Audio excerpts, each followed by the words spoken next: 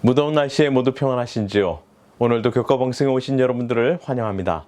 오늘 12번째 시간, 언약의 믿음이라는 제목을 가지고 아브라함과 맺었던 하나님의 그 언약, 그리고 이스라엘 백성들, 그리고 예수 그리스도를 통하여 그의 십자가를 통하여 완성되는 이 언약, 그 새 언약, 그것은 우리에게 또한 무엇을 의미하는지 함께 살펴보는 시간을 갖도록 하겠습니다. 먼저 기억절 갈라디아서 3장 11절에 있는 말씀을 읽도록 하겠습니다. 또 하나님 앞에서 아무도 율법으로 말미암아 의롭게 되지 못할 것이 분명하니 이는 의인은 믿음으로 살리라 하였습니다. 여러분들, 하나님께서 율법을 주신 목적은 그것이 구원의 수단이 아니었다라고 말씀드렸습니다. 그래서 이 바울은 여기에 보면은 율법으로는 아무도 의롭게 될 수 없다라고 설명해요. 왜냐하면 율법이 죄를 드러내기 때문이죠. 우리가 율법에 더 가까이 나아가면 나아갈수록 우리의 불의한 것은 더욱더 드러날 것이고 우리의 죄는 더욱더 명명백백해질 것이기 때문이죠. 그렇기 때문에 율법으로는 아무도 하나님 앞에서 의롭게 설 자가 단 한 사람도 없다는 것입니다. 그래서 오늘 우리에게 무엇이 필요하더래요? 의인은 믿음으로 살리라 함과 같다라고 이야기하고 있습니다. 여러분들, 믿음으로 산다는 것은 과연 무엇일까요? 믿음으로 말미암아 의롭게 될 수 있는 그 비결은 무엇일까요? 오늘 함께 살펴보도록 하겠습니다. 아담과 노아와 아브라함과 모세와 이스라엘 백성들과 맺으셨던 이 옛 언약은 예수님이 완성하신 새 언약과 결단코 다른 것이 아니었습니다. 이 둘 모두는 믿음으로 말미암아 주어졌던 것이에요. 여러분들, 옛 언약은 옛 것, 오래된 것, 묵은 것이 아닙니다. 사실 이 계약은 인간들이 파괴한 것이었습니다. 이것은 하나님께서 그들을 구원코자 하시고 그들을 다시 한번 언약적 백성 삼으시고 나는 너의 하나님, 너희는 내 백성 삼으셔서 그들을 구원코자 하셨지만 이스라엘 백성들은 그 언약을 파괴해버리고 말았습니다. 이제는 깨어질 수 없는 그들의 마음 가운데, 그들의 신비에, 그들의 육비에 직접 새기시는 그 언약의 작업이 이곳에 나오게 되는 것입니다. 그래서 이것을 바로 새 언약의 완성을 십자가를 통하여서 우리 마음 가운데 피뿌림을 통하여서 이루신다라고 제가 설명드렸죠. 그래서 여러분들, 예수님은요, 인간의 죄를 대신하여 죄의 저주가 되셨습니다. 죄의 삭슨 사망하게로 성경은 분명히 말씀하고 있어요. 그래서 이 죄를 인하여 죽을 수밖에 없는 인간을 대신하여서 예수님께서 대신 십자가에서 피 흘려 죽게 되신 것입니다. 그래서 모든 믿는 자들이, 예수님을 믿는 모든 자들은 그의 피 흘리심을 통하여서 구원을 얻을 수 있다는 것이죠. 그래서 예수 그리스도의 피 흘려 죽으심이 우리의 죄를 용서하실 뿐만 아니라 우리를 의롭게 만드세요. 그래서 우리를 하나님의 백성 되게 하시는 그 언약적 관계를 통하여서 하나님의 구원에 이르게 할 수 있다는 것입니다. 여러분들, 그래서 우리가 십자가를 많이 묵상해야 돼요. 특별히 이 마지막 장면을 많이 묵상해야 된다고 엘렌 지 화이트는 이야기하고 있습니다. 여러분들, 아담의 언약, 노아의 언약, 아브라함의 언약, 모세와 이스라엘 백성들과 그 맺었던 그 모든 언약, 구약의 모든 언약들은요, 바로 예수 그리스도의 십자가를 통하여 이 언약이 완성되고 성취된 것입니다. 여러분들, 죄를 지어서 추방당한 아담과 하와, 그리고 그의 모든 후손들이 다시 에덴으로 귀향할 수 있도록, 회복될 수 있도록 구원의 길을 마련해 놓으신 것이 바로 십자가라는 것이에요. 그래서 옛 언약에서 하나님은 율법을 주셔서 혼인하려 하셨지만은 그들은 이 언약을 깨트려 버렸죠. 그래서 그들에게 두 돌판의 언약이 아닌 이제는 마음에 새기는 새 언약을 주시는 것입니다. 그러나 여전히 공의의 하나님은 죄의 이 저주, 죄의 삭신 사망을 그냥 지나칠 수 없으세요. 그래서 어떻게 하세요? 이 문제를 해결하시려 직접 이 율법의 저주를 받으사 죽으심을 통하여서, 피 흘리심을 통하여서 우리를 속량하시는 것입니다. 이것이 갈라디아서 3장 14절 15절에 나오는 내용이죠. 그래서 오늘 이 내용을 살펴보면 여러분들, 구약에서 나오는 이 옛 언약은요, 신약에서 나올 이 새 언약의 그림자였다고 말씀드렸죠. 여러분들, 구약은요, 그러니까 시나리오예요. 그 모든 것이 어떻게 연출되고 이루어질지에 대해서 미리 다 기록을 해놨다면, 신약에서는 그 모든 언약과 그 내용 시나리오가 연출되고 완성된 것이 바로 예수 그리스도의 십자가라는 것이죠. 그래서 예수님께서 십자가에 달려 돌아가실 때 뭐라고 하셨어요? 다 이루었다. 예수님께서는 구약에 나오는 그 모든 약속들을 당신의 십자가를 통하여서 이루셨다라고 이야기하신 거예요. 그건 바로 율법의 요구를 온전히 완성하셨다는 것이죠. 그래서 십자가는 뭡니까? 여러분들, 하나님의 공의와 사랑이 입맞춤한 곳이 바로 십자가라는 것이에요. 얼마나 놀라운지 모르겠습니다. 그래서 바울이 뭐라고 이야기합니까? 예수 그리스도의 십자가 외에는 결코 자랑할 것이 없다라고 이야기하는 것입니다. 여러분들이 얼마나 많이 배우셨건, 여러분들이 얼마나 많은 부를 축적하셨건, 여러분들이 얼마나 많은 명예와 명성을 얻으셨건, 여러분들 십자가는요, 우리를 겸손하게 만들어요. 예수 그리스도의 보혈 없이는 그 아무도 하나님의 보좌 앞에 서서 심판을 통과할 자가 단 한 사람도 없다는 것입니다. 그렇기 때문에 우리의 삶에는 우리의 이 믿음 가운데도 무엇이 필요해요? 예수 그리스도가 필요한 것이에요. 이 예수 그리스도의 희생이 없이는 단 한 사람도 구원받을 수 없기 때문이죠. 그래서 예수 그리스도를 우리의 믿음의 주요, 또 온전케 하시는 이인 그 예수를 우리가 바라보아야 할 것입니다. 제가 이 말씀을 공부하면서 이 찬미가 132장 주님이 지신 십자가라는 찬미가 마음 가운데 불려지더라고요. 주님이 지신 십자가, 우리가 생각할 때에 세상에 속한 욕심을 헛된 줄 알고 버리네. 여러분들, 우리가 주님의 십자가를 생각할 때 이 모든 세상의 욕심은 헛된 것이죠. 죽으신 구주밖에는 사랑을 말게 하소서. 보혈에 공로 입어서 교만한 내 맘 버리네. 여러분들, 우리 인간은 얼마나 교만한지 모릅니다. 우리 인간은 얼마나 나를 들어 내세우기를 좋아하는지 몰라요. 하지만 우리가 십자가 앞에 나갈 때 우리는 그 교만한 모든 것을 내려놓게 됩니다. 그래서 주님 외에는 자랑할 것이 없어요. 3절에 머리와 수족 볼 때에 한없는 자비 깨닫네. 가시로 만든 면류관 우리를 위해 쓰셨네. 그 바로 십자가의 희생이 나를 위한 하나님의 구원의 희생인 것을 바라보게 되는 것이죠. 그래서 4절에 온 세상 만물 가져도 주 은혜 다 못 갚네. 특별한 사랑 받은 나 몸으로 제물 삼겠네. 여러분들, 그때야 비로소 주님 앞에 내가 산제사로 나올 수 있는 거예요. 예수 그리스도의 희생이 우리 마음 가운데 불려지고 울려 퍼질 때에 정말 주님을 묵상함으로 예수 그리스도의 의가 오늘 여러분의 의가 되기를 간절히 바랍니다. 그래서 교회 증언 2권 213페이지에는 이렇게 말씀하고 있습니다. 갈바리의 장면을 생생하게 기억하는 자들은 교만과 자긍의 정신을 갖지 않을 것이다.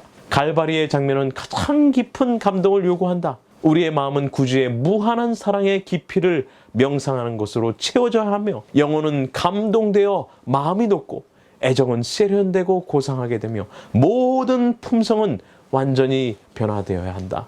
오늘 여러분들의 눈은 무엇을 바라보고 있습니까? 오늘 예수 그리스도의 십자가를 바라보시기 바랍니다. 우리의 모든 교만한 것은 낮아지고 예수 그리스도께서 주시는 그 값없이 주시는 은혜의 구원을 우리가 믿음으로 붙잡을 때에 우리 속에 역사하시는 그 성령의 능력이 우리를 구원의 길로 인도하여 주실 줄 믿습니다. 자, 그래서 이 베드로전서 1장 18절 19절은 이렇게 말씀하고 있습니다. 너희가 알거니와 너희 조상이 물려준 헛된 행실에서 대속함을 받은 것은 은이나 금같이 없어질 것으로 된 것이 아니요 오직 흠없고 점없는 어린 양 같은 그리스도의 보배로운 피로 된 것이라. 그렇습니다. 여러분들, 우리가 대속함을 받은 것은, 구속함을 받은 것은, 속량하심을 받은 것은 없어질 그런 은이나 금이 아니에요. 이것은 예수 그리스도의 오직 흠없고 점없는 어린 양의 보배로운 보석과 같은 하나님의 피라는 것이죠. 하나님과의 계약을 파기한 이스라엘은 죽음의 형벌을 받아야만 했습니다. 하나님께서는 그 공의 하나님이시기 때문에 그것을 그냥 간과하실 수가 없으세요. 그냥 눈 감아주시고 내가 너를 구원해 줄게 하실 수가 없는 문제입니다. 그것은 온 우주의 질서를 파괴하는 것이기 때문에 그래요. 그래서 하나님께서는 분명히 그 죄에 대한 심판을 베푸셨어야 돼요. 하지만 여러분들, 죄의 삭은 사망이에요. 하지만 하나님께서는 그 죄의 저주에 놓인 모든 죄인들을, 인간들을 대신하여서 당신이 직접 죄의 저주가 되사 십자가에 달려 돌아가심으로 우리에게 다시금 하나님께로 돌아갈 수 있는 구원의 길을 회복해 놓으셨다는 것이죠. 여러분들, 아멘 아닙니까? 이것이 바로 하나님께서 저를 향한, 여러분을 향한 바로 하나님의 사랑이라는 것이에요. 그래서 예수님의 이 대속은요, 죄에 노예된 우리를 당신의 보배로운 피로 대신 지불, 이 속전을 지불하여서 구속하셨다는 것이에요. 여러분들, 이 속전의 개념은, 대속의 개념은 옛날에 이 노예를 돈을 주고 자유케 하는, 해방케 하는 것과 같은 것이죠. 여러분들, 바울이 이 빌레몬에게 편지를 했을 때 뭐라고 했습니까? 도망하였던 종 오네시모를 어떻게 받아들이라고요? 예수 그리스도께서 구속하심과 같이 대속하심과 같이 그를 너의 형제로 받아들이라고요. 여러분들 그렇습니다. 우리는 죄 아래 팔렸어요. 죄의 노예로 팔렸습니다. 하지만 예수 그리스도께서 당신의 피로 속전을 주심으로 말미암아 우리가 그리스도 안에서 이제는 자유롭게 되는 것입니다. 여러분들 죄에 아직 붙들려 계십니까? 오늘 예수 그리스도의 피 뿌리심의 은혜가 우리의 삶에 뿌려질 때에 죄에서 해방케 되는 기쁨, 회복이 있게 되기를 간절히 바랍니다. 그래서 여러분들 예수 그리스도가 없으면 모든 언약은 무효인 것이에요. 여러분들 이 대속제일날 7월 14일날 대제사장이 지성소에 들어가서 그 제물의 피를 가지고 그 시운자 위에 뿌릴 때에 모든 이스라엘 백성들의 죄가 도말되고 용서함 받았던 것처럼 여러분들 예수 그리스도께서 지금 하늘 지성소에서 저와 여러분의 죄를 위하여 하나님 아버지 보좌 앞에서 우리의 죄를 위하여 변호하고 중보하고 계세요. 오늘 아직 우리에게 은혜의 문이 열려 있을 때에 주님께 나오는 귀한 역사가 있게 되길 바랍니다. 그것이 바로 예수 그리스도께서 베푸신 바로 새 언약의 핵심인 것이죠. 여러분들 이 아브라함의 믿었던 그런 믿음은 예수님께서 말씀하신 이 새 언약과는 무슨 관계일까요? 여러분들 다시 한번 우리가 아브라함의 언약을 좀 살펴보도록 하겠습니다. 창세기 12장 1절부터 3절에 보면 여호와께서 아브라함에게 이르시되 너는 너의 고향과 친척과 아버지의 집을 떠나 내가 내게 보여줄 땅으로 가라. 내가 너로 큰 민족을 이루고 내게 복을 주어 내 이름을 창대하게 하리니 너는 복이 될지라. 너를 축복하는 자에게는 내가 복을 내리고 너를 저주하는 자에게는 내가 저주하리니 땅의 모든 족속이 너로 말미암아 복을 얻을 것이라. 이에 아브라함이 여호와의 말씀을 따라갔고 롯도 그와 함께 갔으며 아브라함이 하란을 떠날 때에 75세였더라. 여러분들 하나님의 말씀을 아브라함은 믿었습니다. 그것이 바로 언약신앙의 기초인 것이죠.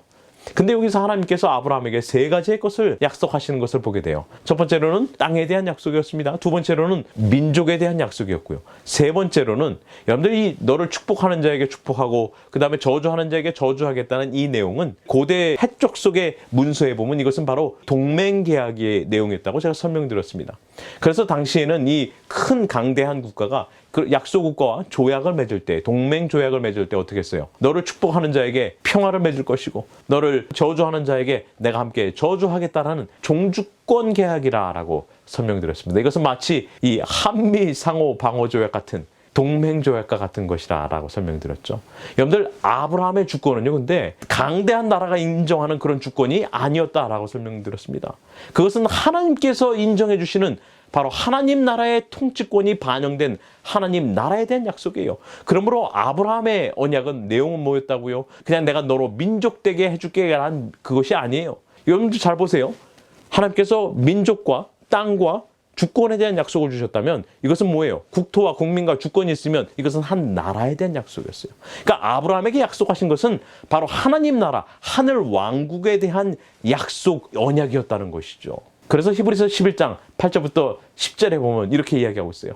그가 하나님이 계획하시고 지실 터가 있는 성을 바랬다. 성은 뭐예요? 여러분들 고대의 성은 뭐였습니까? 그게 나라야 아니었어요? 나라.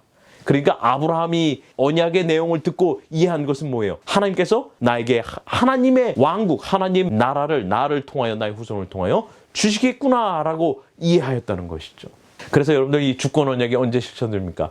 바로 이 12장 이 17절에 보면 아브라함이 기근으로 애굽에 내려갔을 때에 바로가 그 사례를 보고 빼앗으려 하는 사건이 있었죠. 근데 하나님께서 그 일을 막으시고 아브라함과 그의 가족을 지켜주시는 종주권 계약, 주권 언약을 하나님이 직접 이행해 주시는 것을 우리가 보게 되었습니다.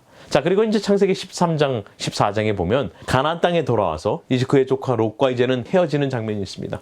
롯은 하나님의 동산 같고 애굽 땅 같았던 이 소돔과 고모라 지역을 선택하고 아브라함은 산지 지형인 헤브론을 선택하게 됩니다. 그런데 시간이 얼마 지난 후에 조카 롯이 이 바벨론의 연합군에게 사로잡혀 갔다는 소식을 듣게 됩니다. 318명이나 되는 사람들을 거느리고 바벨론 연합군에게 잡혀갔던 그 모든 사람들과 재물들을 되찾아오게 되는 일이 있습니다. 자, 그러니까 이것은 여러분들 하나님께서 그 주권 언약을 통하여서 너를 축복하는 자에게 내가 복을 주고 저주하는 자에게 저주를 하신다는 종주권 계약이 여기서 성취된 것을 보게 됩니다.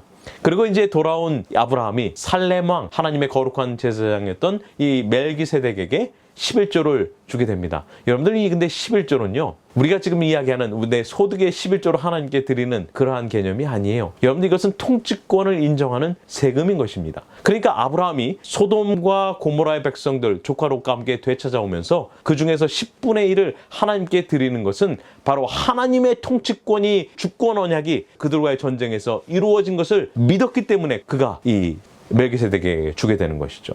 그것은 여호와 하나님께서 직접 개입하신 전투이심을 깨달았다는 것입니다. 결국 여러분들 이 언약, 약속의 성취는요, 하나님의 신실하심과 하나님의 자비하심, 인애하심과 성품, 헤세드를 통하여서 이루신 것을 우리가 보게 돼요. 아브라함은 하나님의 약속하신 그 가나안 땅에 머물지 않고 애굽으로 피신가였죠. 자기의 아내를 누이라 속이고 그는 아직 하나님 앞에 부족하고 불완전한 연약한 자였습니다. 하지만 하나님께서는 변하지 않으세요. 하나님은 구원하시고 그를 인도하시고 회복시키는 것을 보게 됩니다. 창세기 15장 1절에 보면 아브라함아 두려워 말라. 나는 내 방패요 너의 지극히 큰 상급이니라. 여러분들 이제 바벨론의 연합군과 싸워서 그 모든 것을 되찾아온 아브라함이 불안감과 두려움에 사로잡히게 됩니다. 만일 그들이 아브라함을 공격한다면 아브라함은 무방비 상태에서 큰 위험을 당할 것이 뻔하였기 때문에 그래요. 그때 당시 하나님께서 아브라함에게 나타나셔서 아브라함아 두려워하지 말라. 내가 너의 방패가 되어주겠다. 여러분들 이 당시 엘람왕 그돌라오멜과의 싸움에서 지켜주시겠다라고 주권 언약에 대하여 이야기하고 있는 것이에요. 두 번째로는 너의 큰 상급이 되겠다라고 말씀하십니다. 사실 아브라함이 소돔 왕과 그 백성들을 구원한 후에 소돔 왕이 주는 모든 선물을 거절하였습니다. 창세기 14장에 보면은 그가 신발끈 하나도 갖지 않았다라고 설명했어요. 하나님께서 감동을 받으셨어요. 그래서 아브라함에게 그러면 내가 너에게 상을 줄게. 내가 너의 큰 상급이 될 거야 라고 이야기하고 있는 내용이죠. 근데 아브라함이 어땠습니까? 아브라함의 반응이 약간 시큰둥했어요. 왜 그랬어요? 여러분들 보세요. 하나님께서 주권 언약을 애굽에서도 바벨론의 연합군에게서도 실천해 주신 것을 그가 직접 체험했습니다. 그가 이제 가나안 땅도 받았습니다. 근데 무엇이 없어요? 여러분들 민족이 없어요. 자기 자식이 없어요. 그래서 고대에는 양자법이 있었습니다. 아브라함이 내가 좀 하나님을 좀 도와드려야 될 것 같아요. 하나님, 저는 다른 상급 필요 없습니다. 이제는 내 아내 나도 늙었고 제 아내도 늙었습니다. 하나님 제가 좀 도와드릴게요. 제게 있는 이 엘리에셀 이 사람이 내 상속자가 되게 해달라라고 이야기하세요. 하나님께서 이렇게 보니까 교육이 좀 필요했습니다. 그래서 아브라함을 깜깜한 밤에 그를 밖으로 불러내신 다음에 그에게 이렇게 말씀하십니다. 창세기 15장 4절부터 6절 그 사람이 내 상속자가 아니라 내 몸에서 날 자가 내 상속자가 되리라 하시고 그를 이끌고 밖으로 나가 이르시되 하늘을 우러러 무비를 쓸 수 있나 보라. 또 그에게 이르시되 내 자손이 이와 같으리라. 아브라함이 여호와를 믿으니 여호와께서 이를 그의 의로 여기시고 하나님께서 그를 밖으로 불러내세요. 하늘의 별을 바라보게 하시고 내가 저 별을 셀 수 있나 보라 라고 말씀하십니다. 그러면서 내 자손이 이와 같이 많겠다라고 말씀하시죠. 근데 아브라함이 어땠어요? 여러분들 보세요. 아브라함이 75세 때에 하나님께서 민족에 대한 국토에 대한 그 주권에 대한 언약을 주신 지 이제 10년이 지났습니다. 아브라함이 85세가 이미 넘었습니다. 자신의 아내는 이미 경수가 끊어져서 아이를 출산할 수 있는 상황이 아니었어요. 하지만 하나님께서 말씀하심에 아브라함이 어떻게 했다고요? 이를 믿으니 여호와께서 이를 그의 의로 여기셨다. 간주하셨다라고 설명하고 있는 것입니다. 여러분들 이것이 바로 법정에서 선포되는 법률적 선포 같은 것이에요. 이를 그의 의로 간주하시고 여기셨는데 이것은 창세기 17장에 나오는 할례를 받기 이전이었어요. 하나님께서 이미 믿음을 통하여서 그의 의로 하나님께서 인정해 주셨다는 것이죠. 그러면서 7절에 보면 또 그에게 이르시되 나는 이 땅을 내게 주어 소유를 삼게 하려고 너를 갈대아인의 우르에서 이끌어낸 여호와니라 말씀하고 있습니다. 하나님께서 당신 스스로를 여호와 하나님이라 라고 말씀하고 있어요. 스스로 있는 자, 자존자라는 뜻도 있지만 야훼, 이 히브리의 원어 이 내용은 사실 이것은 히브리어 비동사, 하야동사의 미완료형이에요. 그러니까 하나님께서 이 언약적 내용을 아직 계속해서 이루어 가시는 분이심을 여기에 설명하고 있다는 것이죠. 여러분들 얼마나 놀랍습니까? 아브라함이 의롭게 된 것은 그가 행위로 어떤 할례의 행위를 하였기 때문이 아니라는 것입니다. 아브라함이 믿었기 때문에 하나님께서 그를 의롭다 여겨주신 것인 바로 이것이 칭의라는 것이죠. 여러분들 이러한 일 이후에 아브라함이 온전히 행하였나요? 그렇지 않습니다. 아브라함은 여전히 연약한 존재였어요. 하나님께 의롭다 칭함을 얻었지만 바로 16장 가서 그의 종 애굽인 하갈을 통하여 이스마엘을 낳게 되는 이 불신앙의 행위를 보게 됩니다. 그래서 창세기 17장 하나님께서 아브라함에게 이렇게 말씀하세요. 아브라함이 99세 때에 여호와께서 아브라함에게 나타나서 그에게 이르시되 나는 전능한 하나님이라 너는 내 앞에서 행하여 완전하라. 여러분들, 아직 아브라함은 완전하지 않았습니다. 그는 여전히 실패했고요. 여전히 넘어졌고요. 그의 인간적인 방법으로 하나님의 뜻을 이루려 하였다는 것이죠. 여러분들, 우리도 마찬가지입니다. 예수 그리스도께서 우리에게 입혀주시는 의를 통하여 우리가 하나님 앞에 나갈 수 있는 것이지, 절대로 그 누구도 우리의 의를 통하여 하나님 앞에 나갈 자가 없다는 것입니다. 그래서 여러분들, 구원은요, 전적으로 하나님께서 이루어 주시는 것이에요. 하나님의 의가 우리를 구원에 이르게 한다는 것이죠. 할례를 통한 구원이 아니었습니다. 하나님의 말씀에 순종하고 그것을 믿는 것이 언약 백성 되게 했어요. 여러분들, 사라는요, 죽은 몸이었을 때에 하나님의 언약을 통하여서 약속의 아이를 잉태하게 되었습니다. 여러분들, 마찬가지입니다. 죄로 인하여 죽을 수밖에 없는 이 인간들을 예수 그리스도를 통하여 우리를 순종케 하시고 그를 믿는 모든 자로 하나님의 의를 이루게 해주신다는 것이죠. 그래서 고린도후서 3장 17절 18절은 이렇게 말씀합니다. 주님을 바라봄으로 영광에서 영광에 이른다고요. 마찬가지로 여러분들, 죽은 몸에서 새 생명에 이를 수 있다라고 설명하는 것입니다. 왜요? 이것은 나의 본성적 죄보다 구원하시는 하나님의 은혜가 더 크기 때문에 그래요. 그래서 로마서에서 바울은 뭐라고 그랬습니까? 죄가 많은 곳에 은혜가 더욱 넘쳐났다라고 설명하고 있는 것입니다. 여러분들, 그렇습니다. 아브라함의 가졌던 믿음도 바로 예수 그리스도를 통한 믿음이었다는 것을 우리가 살펴보게 되는 것이죠. 여러분들, 그러므로 아브라함이 가졌던 그 옛 언약은 새 언약과 결단코 다르지 않다는 것입니다. 부조와 선지자 370페이지에는 이렇게 설명합니다. 이같이 언약이 내 씨로 말미암아 천하 만민이 복을 얻으리라는 약속 가운데 아브라함에게 되풀이되었다. 이 약속은 그리스도를 가리켰다. 아브라함은 그것을 이해하고 죄의 용서를 위하여 그리스도를 신뢰하였다. 그가 의롭다 하심을 받은 것은 이 믿음으로 말미암는 것이었다. 아멘. 그렇습니다. 여러분들, 아브라함이 가졌던 믿음도 뭐예요? 바로 이거 보니까 예수 그리스도를 믿는 믿음이에요. 그것을 이해하고 죄의 용서를 위하여 그리스도를 신뢰하였다라고 설명하고 있어요. 이거 뭐예요? 여러분들, 믿음으로 말미암는 의예요. 여러분들, 오늘 우리의 삶 가운데 실패가 있습니까? 그렇죠. 여러분들, 오늘 우리의 삶 가운데 좌절이 있습니까? 여러분들, 우리의 삶 가운데 낭망이 있습니까? 여러분들, 예수 그리스도를 바라보시길 바랍니다. 바로 예수 그리스도를 믿는 믿음을 통하여서 내게 베푸시는 그 구원의 섭리를 붙잡게 되기를 바랍니다. 그것이 오늘 우리를 구원에 이르게 할 것입니다. 그래서 로마서 4장 3절은 이렇게 말씀합니다.